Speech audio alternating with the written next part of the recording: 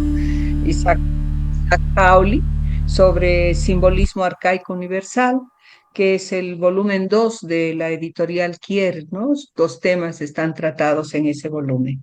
Les invito entonces a relajarse, por favor, para que podamos aprovechar al máximo estas enseñanzas que nos trae el hermano Isaac.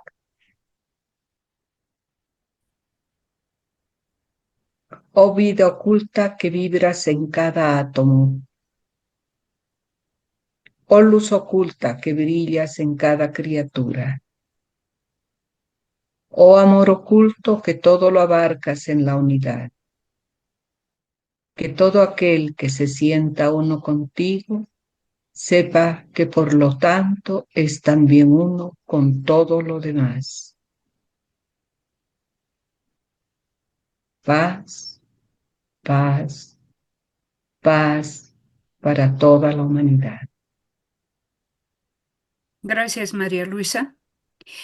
Isaac, el último resumen que enviaste termina muy bonita esa invocación o ese fragmento de La voz del silencio. Me ha gustado mucho y me gustaría leerles nuevamente. Sí, Solamente entonces y no antes abandonará la región de Asad, lo falso, para entrar en el reino de Sat, lo verdadero. Antes de que el alma pueda ver, debe haberse alcanzado la armonía interna, y los ojos carnales deben ser ciegos a toda ilusión. Me parece un fragmento muy hermoso como para que nos prepare para la reunión de hoy día. sí, Isaac, estamos gracias. contigo. Buenas tardes. Buenas tardes. Bien, pues buenas tardes a todos, o buenas noches casi, o buenos días en América, en México y Sudamérica, Centroamérica, todos los hermanos que están eh, participando de este estudio del tomo 2, como dijo Dora, de la doctrina secreta. Tomo 2 de Kier. Hay ahora una edición nueva que está en español de los dos tomos originales.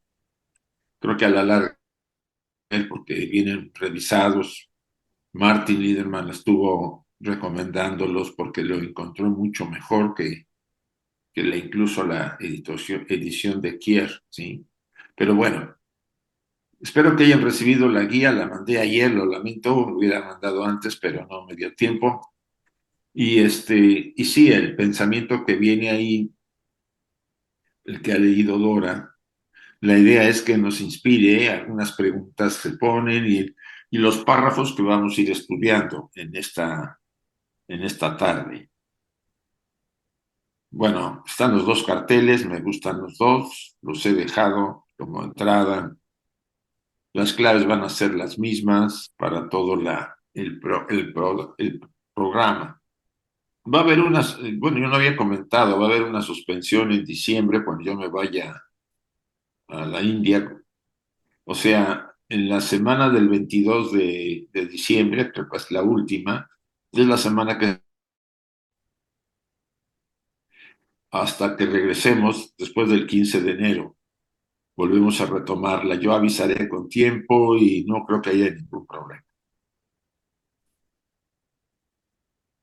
Ciertamente la diferencia, dice en un párrafo la señora Blavatsky, en las creencias indoaria y la área europea es muy pequeña si solo se tienen en cuenta las ideas fundamentales de ambas. Eso estamos totalmente de acuerdo porque muchas de las ideas que se han manejado en la tradición indoaria o sea, hindú, está muy presente en la visión europea, ¿no? De la filosofía europea. Los indios se enorgullecen de llamarse Suryavanshas y Chandravanshas, significan que vienen de las dinastías solar y lunar. Bueno, este tomo trata de eso, del tema de la luna y por supuesto del sol, y las diferentes visiones que han tenido a través de los pueblos que han utilizado sobre todo a la luna para hacer sus calendarios. De eso vamos a ir notando. Hay una gran relación porque lo sabemos muy bien, ¿no? Nosotros somos mónadas que venimos de la cadena lunar. Ya desde ahí empieza nuestra conexión con la cadena lunar. Nuestras mónadas pasaron por la cadena, por las diferentes etapas, las 7 diferentes rondas de la cadena lunar, y los que salimos de la cadena lunar, que somos casi la mayoría que estamos en esta cadena, los que encarnaron como humanos fueron los que no terminaron bien como humanos en la cadena lunar y los que terminaron bien como animales, ¿sí? Dos grupos de mónadas son las que han entrado a formar parte de esta humanidad. Y los que no terminaron como animales en la cadena lunar son los animales actuales, por lo menos así parece decir, por analogía, parece decir la doctrina secreta.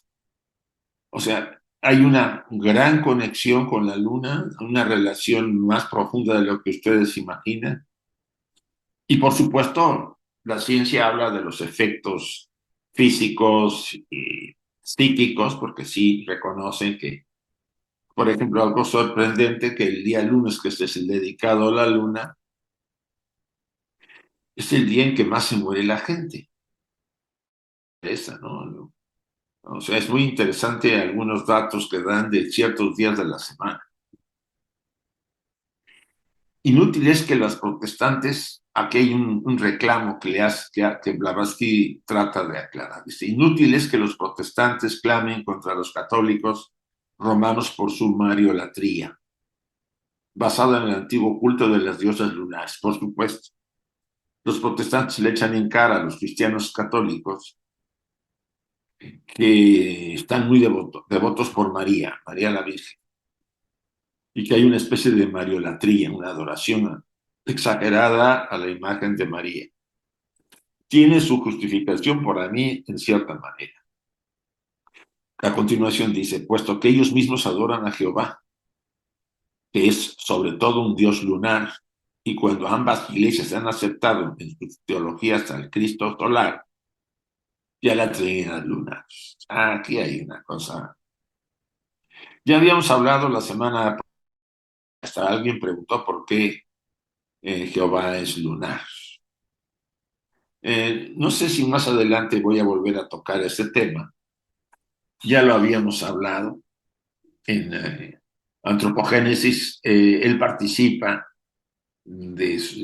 como uno de los seres superiores que participan en la generación de seres humanos, ¿sí?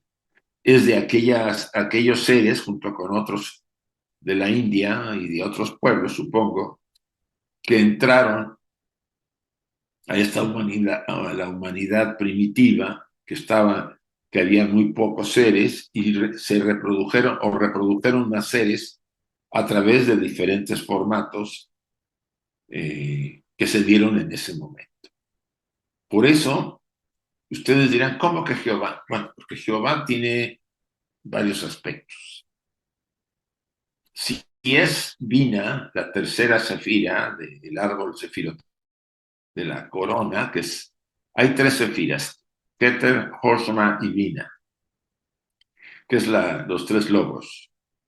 Vina es lo femenino, la sabiduría. Ese es el mejor aspecto que tiene Jehová. Pero el Jehová que participó en el cuarto nivel, el cuarto estado de conciencia o plano, cuando se estaba reproduciendo la humanidad, es el Jehová que participó directamente en la generación de seres humanos. Es más cerca a los humanos, más humanos, se puede ver características humanas, ¿no? Como lo podemos comprobar en los pasajes de la liberación de los hebreos desde Egipto, a través de todas las plagas y cosas que les pasaron a los egipcios, según se dice, pero sobre todo en el peregrinaje de los judíos a través del desierto del Sinaí durante 40 años. Lo que se conoce del culto lunar caldeo, del dios babilónico Sin, fíjense que me llamó mucho la atención. Yo no lo había oído hablar o conocer al dios babilónico Sin, llamado Deus Lunus por los griegos, es muy poco. Y lo dice ahí la señora Blavatsky. Y este poco se presta a extraviar al estudiante profano que no puede asir el significado esotérico de los símbolos. O sea, este dios babilónico Sin, también llamado Deus Lunus, equivocadamente parece ser, que vamos a ver ahorita. Yo investigué y encontré estos datos. El culto caldeo al dios lunar babilónico Sin, o Nana, que también se llama Nana, era muy importante en Mesopotamia, con centros principales en Ur y Harran, donde se rendían honores a través de templos y rituales a esta divinidad. O sea, en aquella fase, la luna, una diosa, no se le asignaba una diosa, sino un dios. Las creencias de que Sin o Nana estaban asociadas a su vez con el dios de la luna en la mitología griega, así se le llamaba, en la mitología griega el dios de la luna se le llamaba Selene, y que esto llevaría a que el término Deus Lunus, si usara en latín para referirse a él, es una interpretación errónea. Ya se ha comprobado que llamarle a Sin o Nana Deus Lunus es un error de la Edad Media, ¿sí? Que el cristianismo le asignó ese nombre. El culto a Sin Nana se remonta a la cultura sumeria, es muy viejo, y se extendió por toda Mesopotamia, tanto en la antigua Babilonia como en Asiria. Sin, llamado Deus Lunus, el término Deus Lunus es una traducción latina del dios Luna y no es una traducción o adaptación directa del nombre de Sin. O sea, latina significa una traducción de la Edad Media donde distorsionaron del término. Este término se originó en Europa y no formaba parte del culto original a Sin en Mesopotamia. Entonces esta aclaración es importante. Sin es Onanas, el dios babilónico que viene desde la época sumeria, muy antiguo, y con una interesante referencia a lo que vamos a ver más adelante. Entre los filósofos y escritores profanos antiguos, era popularmente conocido, pues los que estaban iniciados habían jurado guardar silencio. O sea, era conocido, pero era secreto de iniciación. Que los caldeos rendían culto a la luna bajo sus diferentes nombres femeninos y masculinos, habiendo hecho lo mismo los judíos que vinieron después de ellos. Recuerden que los judíos son posteriores a los caldeos y posteriores, mucho más posteriores a los sumerios. Había, por supuesto, en las iniciaciones, conocer ciertos aspectos de la simbología oculta a los iniciados. Y, por supuesto, se conocía más de Nana o Sin, dado que era muy frecuente este dios que, habiendo sido tan antiguamente, vamos a decir, desarrollado por los sumerios, pues los caldeos lo tenían también como y los filisteos y otros pueblos alrededor de lo que era el Medio Oriente. En los manuscritos no publicados del lenguaje artificial, de que ya se ha hecho mención, que dan una clave sobre la formación de la antigua lengua simbólica, se da una razón para este doble culto. Está escrito por un doctor místico, y esto vamos a verlo ahorita, porque hay un doble lenguaje para esto, profundamente versado en el particular que lo describe en la forma comprensible de una hipótesis. Esta, sin embargo, se convierte necesariamente en un hecho probado de la historia de la evolución religiosa del pensamiento. Para cualquiera que haya vislumbrado algo del secreto de la antigua simbología, dice así. Una de las primeras ocupaciones de los hombres relacionadas con la verdadera necesidad debería ser la observación de los periodos de tiempo, marcados en la bóveda celeste al surgir y levantarse sobre la llanura del horizonte o sobre la superficie del agua tranquila. Esto lo hicieron todos los pueblos. desde lo que tenemos. Creo que esto viene desde los atlantes, mucho antes. Probablemente los lemures ya lo tenían, pero de eso no hay pruebas, no hay muestras, pruebas de ello. Pero los atlantes y posteriormente los egipcios y todos los pueblos antiguos que poblaron la tierra y que se desarrollaron, tenían unas grandes, vamos a decir, no solo capacidades, sino estudios sobre el tema de la observación de la... Por ejemplo, en Egipto hay un calendario muy antiguo que está en uno de los techos, el calendario de Dendera, el templo de Dendera en Abidos. Si alguna vez van, vean, ahí está la reproducción del calendario, porque lamentablemente los franceses se lo llevaron. O sea, que el calendario original de Dendera está en Francia. Pero bueno, la reproducción está bastante bien y ustedes van a ver ahí las constelaciones. Ya desde esa época ya había muchas constelaciones que hoy conocemos en astrología. Los estudiosos de este calendario indican que para poder haber trazado las mediciones que este calendario te muestra en el templo de Dendera, en el techo, debieron haber hecho los observadores, los que miraban el celeste, observaciones durante periodos de 200,000 años para poder haber hecho ese calendario. Entonces ya se imaginan ustedes lo corto que se ha quedado la ciencia y la astrología, sobre todo la, la antropología, más que la antropología, la arqueología, que insiste en que lo único que reconoce verdaderamente, aunque ahora está un poco más abierto a la etapa predinástica, es desde Nemes hasta adelante, o sea, el primer faraón que unió el Alto y el Bajo Egipto. A la etapa anterior le llaman predinástica y indican que hubo sí el rey escorpión y ahorita han encontrado otro faraón por ahí, pero las listas que tienen Manetón y otros sacerdotes que han guardado y que aparecen, por ejemplo, en el templo de Seti, sí, en Dendera, sí, aparece una lista, sí, en el templo de Seti, en Dendera, Seti primero, donde habla también de la etapa predinástica y habla de 30,000 años o 35,000 años del gobierno de los faraones, dioses faraón, o sea, seres que venían vamos a decir, de otro sistema a ayudar a los seres humanos a que aprendieran a gobernarse y a darles la ciencia, el conocimiento.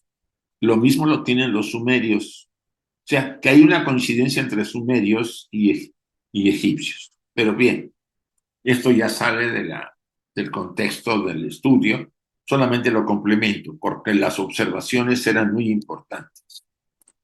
Aquí hay un comentario que hace en este párrafo, dice, la mitología antigua incluye la astronomía arcaica, lo mismo que la astrología. Los planetas eran las manecillas que señalaban en la esfera de nuestro sistema solar las épocas de ciertos sucesos históricos. De este modo, era Mercurio el mensajero destinado a marcar el tiempo durante los fenómenos diarios, solares y lunares, estando además relacionado con el dios y la diosa de la luz. Esta aclaración es importante. Los pueblos del pasado normalmente, como dice acá la mitología antigua, incluía la astronomía y la astrología.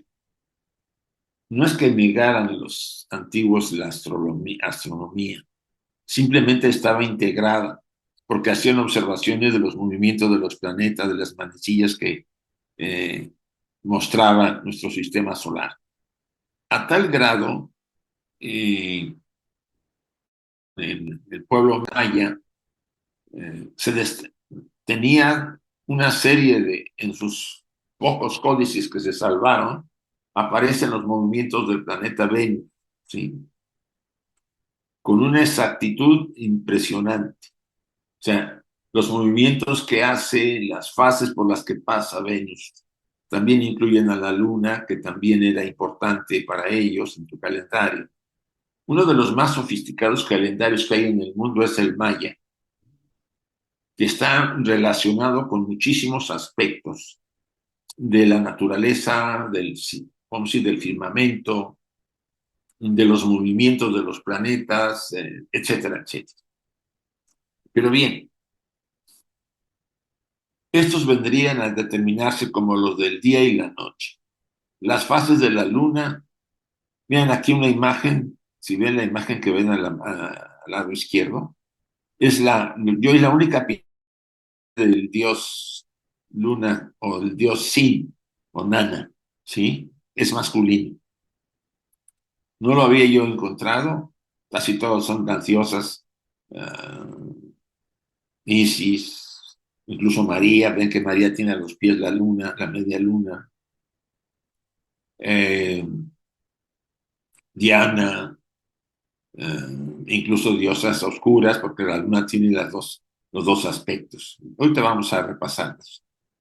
Digo, estos vendrían a determinarse como la del día y la noche, y las fases de la luna, sus revoluciones estelares o sinódicas, los periodos del año solar con la vuelta de las estaciones y con la aplicación a tales periodos de la medida natural del día o de la noche, o sea, del día dividido en luz y sombra.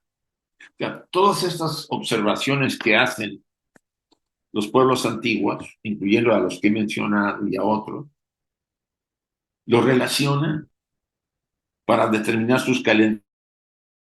Los hicieron una relación muy interesante basándose en la reproducción, o sea, en el conocimiento, vamos a decir, tengo aquí anotado, en la función física natural relacionada con las manifestaciones periódicas, que es la reproducción. Por eso la señora Blavatsky hace no sé, no diría que era, pues es una crítica en cierta forma, ¿no? Porque dice que la tradición hebrea es muy fálica, o sea, muy relacionada con los órganos de reproducción. Y lo vamos a ver ahorita a continuación.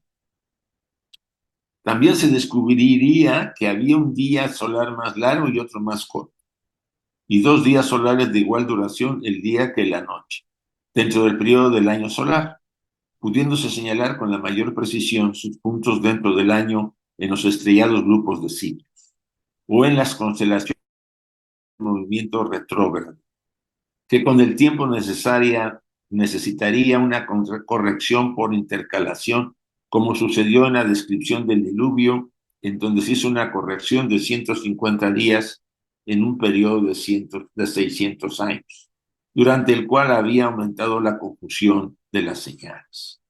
O sea, los pueblos antiguos tenían muy claro que las observaciones astrológicas y astronómicas eran importantes para relacionarlo no solamente con un calendario que les permitiera tener un orden, sino que también era importante porque mostraba y indicaba las fases por las que pasaba la Tierra, la siembra, la generación de los seres vivos.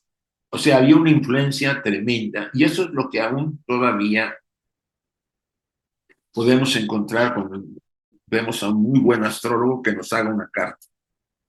Van a encontrar sorpresas si es un buen astrólogo que predice con la fecha de nacimiento, etcétera, etcétera. Esto llegaría naturalmente a suceder con todas las razas en todos los tiempos, como lo acabo de mencionar. Y semejante conocimiento debe creerse que ha sido inherente en la especie humana antes de lo que llamamos el periodo histórico y durante el mismo. O sea, ya es muy antiguo este conocimiento astrológico y astronómico, sobre todo el astrológico, sí. Yo me atrevo a hablar que viene ya desde la época lemur, que incluso los seres que vinieron a darnos la mente después de la separación del sexo, los que nos instruyeron en las primeras etapas de la etapa Atlante, los grandes maestros o seres superiores que estuvieron en la Tierra dando el conocimiento, y también en la época de la quinta raza, pues transmitieron no solamente conocimiento astrológico o astronómico, sino otros conocimientos que tienen que ver con el planeta, incluso con el manejo de fuerzas, de magia, porque la magia es muy probable que haya venido a través de estos seres que nos dieron la autoconciencia. Sin autoconciencia no seríamos humanos.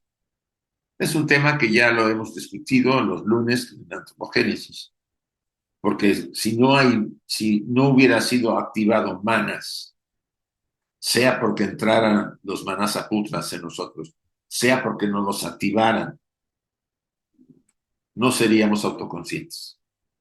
Y si no hay autoconciencia, pues estaríamos perdidos porque no habría evolución realmente, no estaríamos ahí en un sueño permanente, eterno, bueno, eterno, limitado, hasta que envejeciéramos y muriéramos.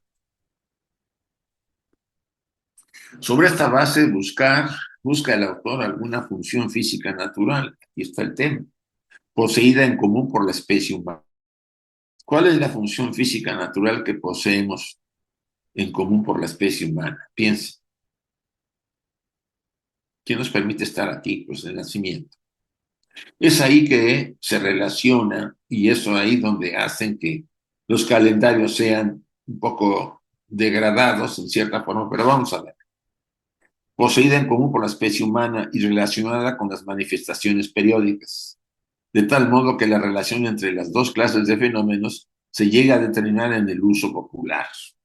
Pues sí, esto es lo que fue más popular en su momento en los pueblos antiguos. Esa relación que no se puede evitar y que incluso ahora no se puede evitar porque está muy relacionada la luna en sus periodos con el desarrollo de la siembra, el viento de las aguas, en un sinnúmero de energías y fuerzas que contribuyen a que el planeta sea lo que sea. Vamos a ver un camino fisiológico cada mes lunar de 28 días o 4 semanas de 7 días, de manera que tuviese lugar 13 ocurrencias del periodo en 364 días, que es el año semanal del Sol, de 52 semanas de 7 días. Estamos hablando de la menstruación. Entonces, la primera correlación que se encontró entre un fenómeno humano y un movimiento astrológico, por ejemplo, el de la luna. El segundo, la gestación del feto, está marcada por un periodo de 126 días o 18 semanas de 7 días. El tercero, el periodo llamado el periodo de viabilidad es de 200 días o 30 semanas de 7 días. Aquí el periodo de viabilidad, asumo que tiene que ver o con la fecundación del óvulo o con eh, el nacimiento a los 7 meses, 7 por 4, 28, sí, el cumplimiento o la compleción del feto a los 7 mesinos, ¿no? Que ya es posible el nacimiento, que es el periodo llamado de viabilidad. El periodo del parto se cumple en 280 días, 40 semanas de 7 días, o 10 meses lunares de 28 días, que es lo muy poco conocido, o 9 meses del calendario de 31 días, según depende, o de un calendario solar o del calendario lunar. Contando sobre el arco real de los cielos la medida del periodo del paso desde la oscuridad de la matriz a la luz y gloria de la existencia consciente, ese misterio y milagro constante e inescrutable. Es un milagro realmente el nacimiento humano, la verdad. Más que un milagro, es algo fenomenal, increíble, que se puede dar ese fenómeno. Ya nos acostumbramos a ver, ¿no? Ya vimos vídeos y que el óvulo es fecundado, pero es tan increíble porque incluso hay analogías de la fecundación del óvulo humano con la fecundación de este universo, si quieren verlo así. Hay una relación muy grande. Denle una leidita al tomo número 6 de la doctrina secreta, y la señora Blavatsky habla mucho de este tema y de la relación que hay. Entonces, ¿qué se buscó? Una correlación entre una práctica humana y fenómenos astrológicos o astronómicos para encadenar la simbología y el calendario que conocemos. De este modo, los periodos de tiempo observados que marcaron los trabajos de la obra del nacimiento vendrían a ser naturalmente una base para los cálculos astronómicos. Esto es, los primeros pueblos empezaron a observar relacionan los días que parece que se espera para que nazca el bebé a una posición de la luna. Casi podemos asegurar que esta era la manera de contar en todas las naciones, ya sea del modo independiente o por medición e indirectamente por la enseñanza. O sea, casi todas las naciones tenían este calendario, tanto pueblos de Europa, celtas, en África, en Asia, en Medio Oriente, en América, casi todos los pueblos primitivos utilizaban el calendario lunar y solar. ¿Por qué? Porque habían hecho una relación entre la generación de la vida y los fenómenos de movimiento de las observaciones que habían hecho de los astros. Este era el método entre los hebreos. Pues hasta hoy calculan el calendario por medio de los 354 y 355 días del año lunar. Y poseemos una prueba específica, mismo método que los antiguos egipcios, cuya prueba es la siguiente. La idea fundamental que estaba en la raíz de 14, filosofía religiosa de los hebreos, era que Dios contenía todas las cosas en sí mismo, y que el hombre era su imagen, el hombre incluyendo a la mujer. Esta es una enseñanza muy antigua, Vedanta, viene de la India, mucho más antiguo que los hebreos. Déjenme seguir leyendo y después discutimos este punto. El lugar del hombre y de la mujer entre los hebreos era ocupado entre los egipcios por el toro, que era el hombre, y la vaca consagrada a Osiris e Isis. ¿Sí? O sea, si no hubiera habido la sustitución del toro y la vaca, hubiera sido Osiris y Isis. Pero así se manejaba porque estaba también representado respectivamente por un hombre con una mujer con cabeza de vaca, a cuyos símbolos se rendían culto. Es interesante esto porque también ocurrió en la India. Vuelvo a leer el párrafo. La idea fundamental que estaba en la raíz de 14, filosofía religiosa de los hebreos, era que Dios contenía todas las cosas en sí mismo y que el hombre era su imagen, el hombre incluyendo a la mujer. Bueno, creo que es el párrafo siguiente, déjenme ver. Sí. La noción vedantina, porque esta aclaración aquí aparece, si ustedes se fijan, aquí está el número 774, comentario, dice así. La noción vedantina empequeñecida y caricaturizada para Brahman, la noción vedantina empequeñecida y caricaturesca para Brahman, que contiene en sí mismo todo el universo, como siendo el mismo universo ilimitado, no existiendo nada fuera de él. O sea, los hebreos empequeñecieron este concepto. Es que hay algo interesante en esto. Ustedes saben que el árbol sefirotal tiene sus tres lobos. Keter, Hoshma y Bina. Y después están los 7 sefirotos. ¿Sí? Todo se le llama Adán Kadmon, el hombre universal. Pero atrás de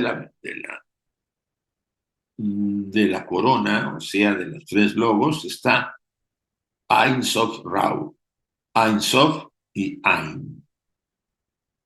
¿Qué significa? 3 niveles del absoluto. Y una de las críticas que se le hace, y la señora Blavatsky tiene toda la razón, es que se quedó el cristianismo con un Jehová reproductor en lugar de quedarse con Ein Sof. Esto es lo más triste, porque ni siquiera es el Jehová del segundo, la tercera sefira Dina. Es el mejor aspecto de Jehová. Es esa forma transformada de Jehová que llegó a ser parte de la generación de los seres humanos cuando el mundo estaba casi vacío. Entiendo esa manera de ver, pero el reclamo es ¿por qué no nos quedamos con lo mejor de los hebreos que hablaban del absoluto, de lo que llamó la señora Blavatsky la seidad? Es una crítica para mí bien fundada. Nos quedamos con lo más material, con lo más lunar, porque Jehová era un dios lunar de la generación. El siguiente comentario dice, precisamente como lo son hasta hoy en la India, el toro es Shiva y la vaca representa a varias Shaktis o dioses. Eso pasa en la India ahora. Osiris era de un modo notorio el sol y el río Nilo. Acuérdense que es importante. Al año tropical de 365 días, este es el calendario solar, cuyo número es el valor de la palabra Neilos, y el toro, así también era el principio del fuego y de la fuerza productora de la vida. ¿No? Repito, Osiris era de un modo notorio el sol y el río Nilo. El año tropical de 365 días, un año solar, cuyo número es el valor de la palabra Neilos y el toro, así como también era el principio del fuego y la fuerza productora de la vida, es un símbolo del toro. O sea, se dan cuenta ustedes que todo el Mediterráneo tuvo una relación muy fuerte con los toros, ¿no? Sobre todo hay muchos mitos griegos que hablan de ahí del torito este blanco que salió del mar. Y bueno, la armó ahí con el famoso, el rey este Minos que no quiso hacer un sacrificio con él y se le armó con la reina, pero bueno. Mientras que el lecho del río Nilo, o sea, la parte de la Tierra Negra, o la madre tierra para cuyas energías parturientas era el agua una necesidad. Miren la relación que hacen los egipcios con los símbolos. El año lunar de 354 días era el determinante del tiempo de los periodos de gestación, así como la vaca designada por o con la conciencia luna, la creciente luna nueva. O sea, para que vean ustedes que nuestros famosos calendarios tienen un origen, por lo menos en todos los pueblos, yo no digo que no se pueda evitar eso, un origen de la relación con la generación de los seres humanos.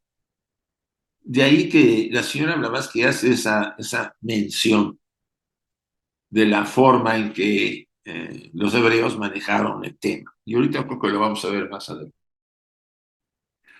Pero el uso de la vaca de los egipcios en lugar de la mujer de los hebreos no determinaba una diferencia radical de significación, sino una concurrencia en la enseñanza que tenía por objeto tan solo la sustitución de un símbolo de importancia que era el siguiente. El periodo de preñez en la vaca y en la mujer se quería hacer el mismo, o sea, 280 días o 10 meses lunares de 4 semanas. Y en este periodo consistía el valor esencial de este símbolo animal, cuyo signo era el de la luna creciente. De aquí el culto lunar de los hebreos. Ese es uno de los temas y aquí vemos ustedes a la vaca en Egipto, que era el lugar de Isis, ¿no? Incluso había una diosa que se llamaba Hathor, la diosa vaca, que era una forma de Isis. Fíjense que uno de los actores más famosos de la arqueología egipcia, Wallis Budget, el que se llevó el papiro de Ani de Egipto a principios, finales del siglo XIX a Inglaterra, y está en el Museo Británico, nadie lo niega. Este cuate dice en una de sus obras que el pueblo egipcio es el que más monoteísta de lo que se pueden ustedes imaginar. Nos hemos ido equivocando con la idea de los diferentes dioses, pero en esencia ellos hablan del absoluto, de la seidad. No está complicado el tema. Lo que pasa es que yo me adelantaba de repente porque he estado estudiando párrafos adelante del material que estamos viendo. Y una de las cosas que dice Blavatsky respecto a cuando ustedes vean la Biblia, en Génesis, dice que la palabra para decir hombre y mujer, los hebreos llaman, eh, hablan de Johnny, el miembro masculino y el miembro femenino. No sé, el significado de la palabra hebrea es, ¿no?, el miembro y el órgano femenino de la reproducción. Y ella insiste en que se degradó este símbolo. O sea, se degradó la tradición al caer en los símbolos de la reproducción. Pero bueno, es un comentario al margen que veremos en la siguiente sesión. Pregunta si así está Ronald, por favor. Ronald, tu micrófono está cerrado. Ya. Disculpe, ya, tal vez salga un poquito, pero siempre es dentro del tema. Es escuchándola a usted y leyendo cada una de las diapositivas o como se llamen, me- y conociendo que usted ha tenido la oportunidad de estar en Egipto, ¿a qué se debe, más allá de las invasiones que sufrieron, la ocupación por los romanos, primero por los griegos con Alejandro, pues ahí se acrecentó mucho la sabiduría? Y con los romanos, pues, pero ¿a qué se debe tanta decadencia aparentemente que hubo después en Egipto hasta llegar al Egipto actual? Mire, es un poco complicado. Egipto es de los pocos imperios, se puede decir que casi duró 5.000 años. Bueno, vamos a hablar de 3.000 para no meternos en problemas. Desde que Menes unió el Alto y el Bajo Egipto en el 3100, creo que es lo que le ponen los arqueólogos, hasta la invasión romana y quiso desaparecer a los griegos o los ptolomeos, que eran los que gobernaron como realmente eran simbióticamente egipcios. Egipto tuvo más invasiones de las que se imagina. Pasó por el Imperio Antiguo, que duró de la primera a la sexta dinastía. Después hubo un intermedio, porque hubo una revuelta, los campesinos se cansaron, y vino el primer periodo intermedio, que duró de la onceava a la 16ª dinastía. Sí. Y después vino otro periodo, porque invadieron los Hicsos Egipto, un pueblo semita que entró y estuvo gobernando creo que un siglo y medio, algo por ahí, y después los expulsaron y nació el nuevo imperio, ¿no? Desde la 17 hasta la 19ª o la 23ª dinastía. Después de ese periodo, por ahí de la 23ª o 25ª dinastía, vinieron los sudaneses a gobernar Egipto. Empezó a decaer el imperio, o sea, el pueblo egipcio empezó a tener problemas porque había periódicamente ciertos problemas, y los que antes fueron sometidos todo el tiempo se constituyeron en los nuevos faraones. Imitaron totalmente a los egipcios y siguieron todas sus costumbres. No se podía decir que eran de Sudán. Después de ellos vinieron los persas. Ahora, los egipcios gobernados por los sudaneses fue largo, duró bueno que 2 o 3 siglos, algo así, y después llegaron los persas. Los persas hicieron mucha destrucción, no soportaban la magnificencia. No saben ustedes lo que era Egipto en su momento. Era una de las maravillas del mundo y lo sigue siendo a pesar de todo, porque la pirámide es lo que queda de las 7 maravillas del mundo. Pero si han ido alguna vez a Luxor y visitado el templo de Karnak, Manetón, o más bien historiadores griegos que fueron, decían que no había nada en el mundo que imitara al gran templo de Karnak. Tenía 100 puertas. Era maravilloso. Aún ahora sus vestigios son decadentes porque ha quedado poco, pero sigue. Entonces, colocar al pueblo egipcio como está ahora, pues tuvo su periodo de brillantez, duró muchísimo tiempo. No ha habido ningún pueblo moderno que haya durado, ni los romanos apenas llegaron creo que a 1000 años, 800 o 1000 años, que fueron los últimos que realmente acaban con las dinastías egipcias, aunque fueran de diferentes pueblos, porque la declaran una región romana y desde ahí se acabó el tema. Formó parte del Imperio Romano, pero la influencia de Egipto siguió siendo a través de Alejandría, donde fue el foco de la cultura. Todo el pueblo pasa por ese periodo, los mismos romanos lo hicieron. Después del 350, 400 empezó a degenerar, se dividió en dos partes Roma, entre el Imperio de Oriente y el de Occidente. Vinieron los unos y vinieron otros pueblos, y adiós mundo cruel, romanos. A nosotros nos puede que nos pase durante el X tiempo, que cuando termine el periodo de la quinta raza. No puede evitarse esos cambios. Esas son sus razas, pero que tienen un nacimiento, una cúspide máxima, un tiempo que se mantienen y viene la decadencia. Todo en la naturaleza sigue ese patrón.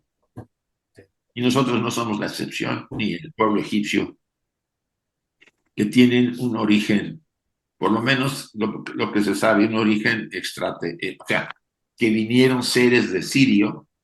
Está muy relacionada la ciencia oculta egipcia con Sirio. El dios Tot es uno de los centros importantes de la sabiduría en la tradición egipcia. Y se habla de que, lo dicen constantemente en varias obras, de que la influencia de Sirio, o sea, esos seres que llegaron de ese, implantaron esa, como lo conocemos, que no hay nada igual. Pero bueno, a lo mejor me extendí algo. Gracias. Gracias, gracias. Cornelio, por favor, Y luego Salomón. no hable el Hola, turno. hola, hola. Nada, Cornelio. Hola, ¿cómo estás, Isaac? Hola, buenas tardes a todos. Buenas tardes. Sí, una preguntota. Hoy estoy estudiando un poco el Popol Vuh. ¿Y Ah, tú qué relación le das a los gemelos divinos?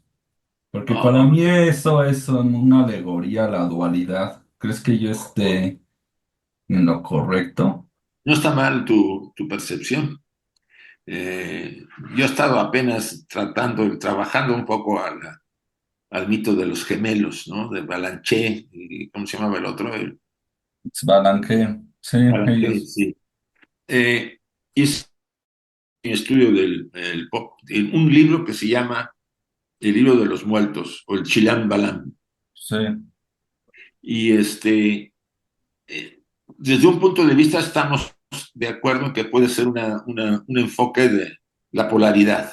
la polaridad, sí. Sí, puede ser, porque en la riqueza de la simbología egipcia es que es increíble, ¿no? Y apenas si sabemos un poco, porque a pesar de que se haya encontrado alguna clave para traducir los símbolos o el lenguaje egipcio, no se ha traducido todo. Hay mucha información sin traducirse. Pero sí podría ser el enfoque que tú estás mencionando. Sí, sí, gracias, Isaac. Oye, Isaac, nada más una duda que he tenido de bastante tiempo es con respecto a la cadena lunar y la cadena terrestre. Sí, Los que no tenemos en la cadena lunar como humanos somos los que ahora somos humanos en sí, la Tierra. sí. Y también los animales, creo que los más avanzados también son los que ahora somos humanos aquí en el planeta Tierra, en la cadena Eso dice la terrestre. doctrina oculta, sí, en antropogénesis. Ajá. Lo que quiero saber es, los humanos que no terminamos bien y que ahora somos humanos en el planeta Tierra, somos más avanzados que los que llegaron como animales que ahora son humanos. Por supuesto, los animales que salieron, que cumplieron con su ciclo en la luna, Sí, por supuesto, están en un escalón o no sé, o varios escalones inferiores a los que, a pesar de su esfuerzo, no pudieron terminar bien el ciclo lunar como humanos. Los que terminaron son los que hizo Barishat, los que nos dieron el Linga Sharira o doble etérico. Lo mismo va a pasar entre nosotros. Por analogía, ya dice ahí, por ahí, creo que Purúquero, no Barborca, en su plan divino. Y si ya hay un retraso en la evolución humana, no todos siguen el ritmo que debería seguir la evolución. Y eso que, pues no estamos cerca, tarde o temprano, la división se hace a partir del sexto globo, entraríamos al quinto, después al sexto, y ahí Sí, van a hacer una diferencia grande entre los que no pueden pasar y los que pasan, ¿sí? Pasa una parte solamente, y es la que entra al séptimo globo. Entonces, el retraso está porque nosotros estamos en el sexto globo, en Kama, ¿sí? En el ciclo de Kama, y estamos viendo la mente de Kama, en el globo D, pero ni siquiera estamos en el nivel adecuado. Hablo en general de toda la humanidad, de los 8.000 millones que hay más o menos habitando el planeta. Entonces, sí, eso hace que te des cuenta que lo que está pasando ahorita pasó en la Luna, ¿sí? sí. Y que, la más que insiste, por analogía usted puede encontrar. Ahora, ¿qué va a pasar con los que no pasan? Pues los dirigen a otra cadena para que vuelvan a hacer una repetición, vamos a decir, de sus periodos y saquen a los que van pasando. Y así hasta que no puede desaparecer ninguna moneda, porque son eternos. Todos tienen que pasar a fuerza, salvo Correcto. excepciones, que son muy pocas. Gracias, Isaac, muy amable. A ti, Salomón. Bueno, creo que ya no hay nadie.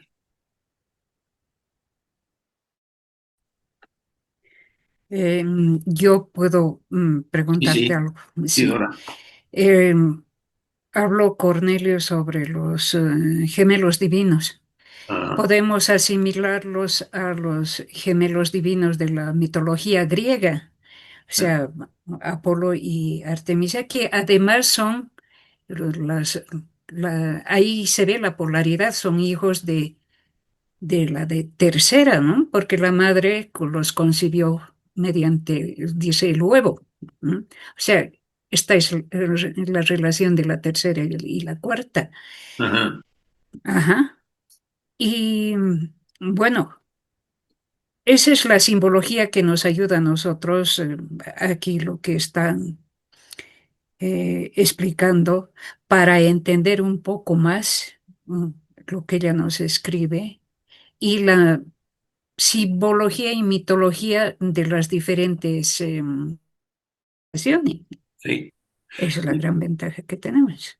sí, mira, en realidad debemos quitarnos de la mente que la mitología sea sinónimo de mentira, ¿no? Porque la gente, claro, No, muy indiferentes o muy destructiva la calificación que se le hace.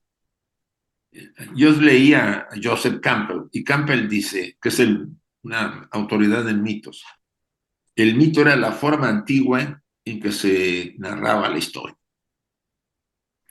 porque era una etapa de la evolución de la humanidad en su momento, ¿sí? Una mezcla de... Además que en esa época, ahorita por ejemplo nos parece, es una patraña que en los misterios de Eleusis bajaron los dioses en el momento de la epopeya, de la ceremonia más importante, y entraron en contacto con los Mistai. ujú. Eso, la gente, eso es pagano, eso no sirve, eso es mentira. Perdón, la magia siempre ha existido, la misma iglesia cristiana usa la magia en la transformación del el cuerpo y la sangre de Cristo, El pan y el vino. el pan y el vino. O sea, Mm. en esa época la mentalidad y la visión del mundo era otra, por eso no los podemos entender con nuestra mentalidad. Es como si tú y yo quisiéramos entender a un niño que juega con soldaditos, 5 o 6 años, y quisiéramos meterle nuestra forma de entender la vida cuando el niño está en una fase diferente. Los pueblos antiguos estaban en una fase diferente y llegaron a ser, como los atlantes, tan desarrollados, tenían más, vamos a decir, desarrollo de la ciencia y de poderes y de una magnificencia en sus países, en sus ciudades, que no tienen ni se acerca todavía a la raza, la quinta raza. O sea, muchísima avance tecnológico. Lo mismo de los egipcios, que no nos ha llegado muchas cosas porque eran parte de los misterios, de los secretos que se manejaban. Pero lo que a mí me interesa es la mentalidad con que vemos y hacemos críticas o calificaciones, ¿no? Los mitos, las leyendas. Es cierto que nos parece muy fantástico que en, en el mito de la guerra pues bajaran las dioses y me ayudaban a uno y ayudaban al otro. Pero no encontró Schliemann Troya con el librito este de Homero. Algo tiene el mito que revela verdades de una manera diferente a como ahora lo manejamos. Entonces, es obvio que abrirnos a este tipo de simbología, de escrutar, no letra muerta, que eso es el gran error de la mayoría, que interpretamos según dice escrito. Y ahí somos capaces de volvernos lo peor por un pasaje que diga determinada cosa cuando ese pasaje ha sido manipulado y se ha metido mucha información que no estaba en el original por conveniencia de ciertos grupos. Y eso ha pasado en todas las tradiciones religiosas, no se puede evitar. Se ha Eso interpolado, y se ha de Troya. interpolado y se ha extrapolado. Eso de Troya creo que no está muy alejada de la realidad porque los dioses caminaban entre nosotros. Sí, en la tierra. Por ejemplo, nos parece demasiado exagerado, porque, ¿sabes? El tema está en que la mentalidad materialista se ha ido imponiendo en nosotros. Lo que no vean mis sentidos y no aparezca en la televisión, que lo... Sí. Es así, Bueno, hablo de la gente en general, ¿sí? Es así, lamentablemente. Pero el día que tengan una experiencia especial, se van a dar cuenta que, pues, que no era así. Ha ido como el tipo médico que era una eminencia, o es una eminencia, un neurólogo que tuvo una experiencia del más allá porque estuvo muerto creo que 20 minutos. Cuando regresó, cambió su vida totalmente. Digo, no puede ser, no, yo estaba totalmente equivocado en la visión que tenía materialista, pero bueno, la gente sigue diciendo, bueno, es su opinión, no la mía, y así vale. Sí, Dora, la verdad que la simbología, los elementos que deberíamos estar atentos que nos rodean, porque todo lo que vemos es simbólico, imagen y símbolo, porque la mente solamente se alimenta de imágenes, no hay otra cosa. Son imágenes, las acciones son imágenes, o sea, nosotros estamos construyendo nuestro mundo con la mente, nuestra mente o la mente universal. No existe solamente que mente, y nosotros nos vemos como un formato mental, ¿no? Creada el cuerpo por Kriya Shakti, por la mente superior. O sea que no podemos salir de la mente, estamos amarrados aquí. Le llamaban los gnósticos en Pista y Sofía el ego, ¿cómo se llama este cuate? No, el ego arconte o algo así, uno de los gobernadores, ¿no? Que nos mantiene sujetos, la mente mantiene sujeta a la humanidad en este círculo vicioso de vida, muerte, vida, muerte, vida, muerte. Mientras no traspasamos la mente, no se puede. Y la mente se va a traspasar a la larga, porque lo que hay es conciencia, y la conciencia no es la mente. La mente es un instrumento necesario, importante, siempre que estés disciplinado, y no que ella nos controle, porque nos controla. Gracias, Isaac. Aquí, Dora. Pues bueno, ¿les parece que terminemos, muchachos, Sí. chicas? Gracias, María Luisa. Y gracias, Dora, a Chuy, sobre todo. Y a todos Y a ustedes, los todos, a Luis, presentes. a Ana, a Dani, Jani, Ujú. Julia, Luis, Rojano. Pues a todos, muchas gracias y nos vemos la siguiente semana, María Muchas Luisa. gracias.